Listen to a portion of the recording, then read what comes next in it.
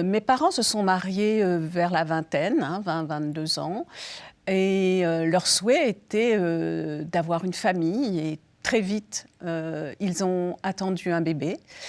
Ce bébé est né à terme, c'était une petite fille très jolie qui s'appelait Catherine et qui n'avait aucun problème de santé. Mais maman a accouché sur une table non stérilisée. On ne parlait pas d'infection nosocomiale à l'époque. Et cette petite fille est morte à la maternité. Drame absolu, auquel s'est rajoutée une tragédie. Parce que cette petite fille, à la maternité, on a reproché à mes parents de ne pas avoir vérifié la bénédiction et elle n'avait pas reçu le sacrement du baptême par un prêtre. Elle avait été ondoyée par une sage-femme, comme cela se faisait beaucoup. Or, l'ondoiement ne donnait pas à l'enfant, au bébé, l'accès à Dieu. Il était privé de Dieu.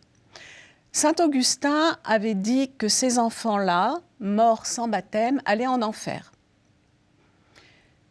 Puis, au XIIIe siècle, il y avait beaucoup, la mortalité infantile était très forte, il y avait donc de plus en plus d'enfants ondoyés. Il a été décidé que ces enfants-là n'iraient pas en enfer, mais quand même ils n'iraient pas au paradis, puisqu'ils étaient porteurs du péché originel.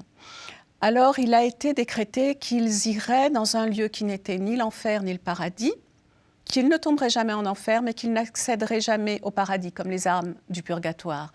Ils étaient dans ce qu'on appelle les limbes pour enfants.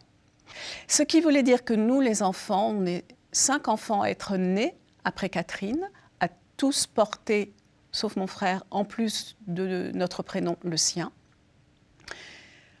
On savait que notre famille était bâtie sur la mort d'un bébé, que nous ne pourrions jamais retrouver, jamais dire notre amour, jamais consoler. C'était une sorte de, on pourrait dire de rideau de fer.